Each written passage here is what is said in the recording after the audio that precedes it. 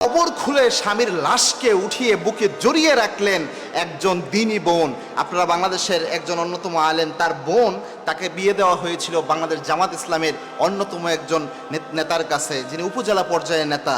তিনি হঠাৎ আরেকজন রকুন ভাইকে বাঁচাতে দিয়ে তিনি ওইখানে আহত হন এবং তিনি মারা যান, ইন্তেকাল করেন। এই তার ইন্তেকালের খবর যখন তার স্ত্রীর কাছে এসে পৌঁছায়, তার স্ত্রী এটা মেনে নিতে পারছিল না। অল্প কিছুদিনের সংসার, কিন্তু স্বামীকে প্রচণ্ডভাবে ভালোবেসেছেন।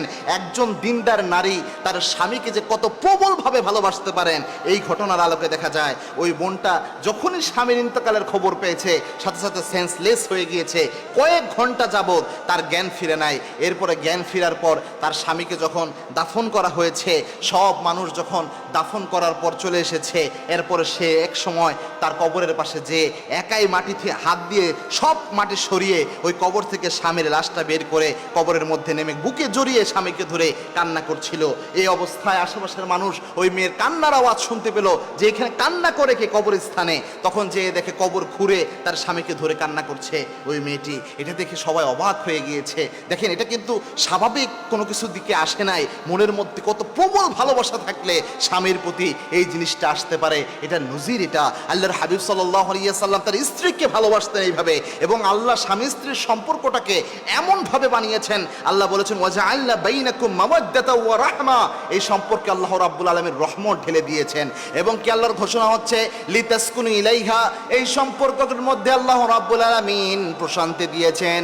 এবং আল্লাহর হাবিব সাল্লাল্লাহু আলাইহি ওয়াসাল্লাম জানিয়েছেন স্বামী এবং স্ত্রীর সম্পর্কটা এমন, একজন আরেকজনের পোশাকের মতো। আল্লাহ বলেছেন হুন্না লিবাসুল লাকুম ওয়া আনতুম লিবাসুল লাহুন্না। স্ত্রী স্বামীর জন্য পোশাক, স্বামী স্ত্রীর জন্য পোশাক। এই জন্য একজন আরেকজনের ব্যাপারে সবচেয়ে রহমদিল আচরণ করতে হয়। সবচেয়ে রহমদিল আচরণ একজন আরেকজনের ব্যাপারে করতে হয়। আল্লাহর হাবিব স্ত্রীর ব্যাপারে করতেন। স্ত্রী যদি মাথা ব্যথা করতো, আয়েশা বর্ণনা করেন, আল্লাহর হাবিব আমার মাথায় হাত বুলিয়ে দিতেন, আমার মাথার চুলের বেনি করে দিতেন। আল্লাহর হাবিব মুহাম্মদ সাল্লাল্লাহু আলাইহি ওয়াসাল্লাম আমি যেই গ্লাসে পানি খেতাম ওই গ্লাসে মুখ লাগিয়ে পানি খেতেন। জনাবে মুহাম্মদ রাসূলুল্লাহ সাল্লাল্লাহু আলাইহি ওয়াসাল্লাম আমি যখন কোথাও কুস্তি খেলা দেখতে পছন্দ করতাম, আল্লাহর হাবিব সাল্লাল্লাহু আলাইহি ওয়াসাল্লাম পর্দার আড়াল থেকে আমাকে কুস্তি খেলা দেখার ব্যবস্থা করে দিতেন।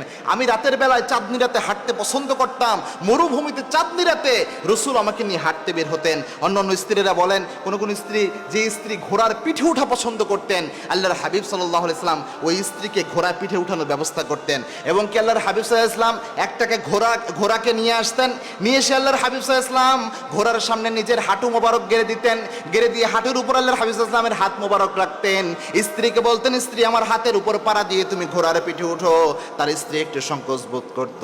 আল্লাহর হাবিব সাল্লাল্লাহু আলাইহি ওয়াসাল্লাম বলতেন, তোমার শখ হচ্ছে ঘোড়ার পিঠে ওঠা, আমি ঘোড়ার পিঠে ওঠার ক্ষেত্রে তোমাকে সহযোগিতা করছি। আল্লাহু আকবার। আল্লাহর হাবিবের চেয়ে রোমান্টিক পারসন পৃথিবীতে কেউ ছিল না। স্ত্রীকে কলিজা দিয়ে ভালোবাসতেন আল্লাহর হাবিব সাল্লাল্লাহু আলাইহি ওয়াসাল্লাম। সব স্ত্রীদের উপর ইনসাফ করতেন সমানভাবে। এবং প্রথম যে স্ত্রী ছিল খাদিজা রাদিয়াল্লাহু তাআলা আনহা, তার চেয়ে বয়সে বড় হওয়া সত্ত্বেও আল্লাহর হাবিব সাল্লাল্লাহু আলাইহি ওয়াসাল্লাম সবচেয়ে বেশি ভালো তাকে বাসতেন। এবং আল্লাহর হাবিব বলতেন, আমার খাদিজা যদি জীবিত থাকতো কশ্চিন কালেও আমি দ্বিতীয় বিয়ে করতাম না।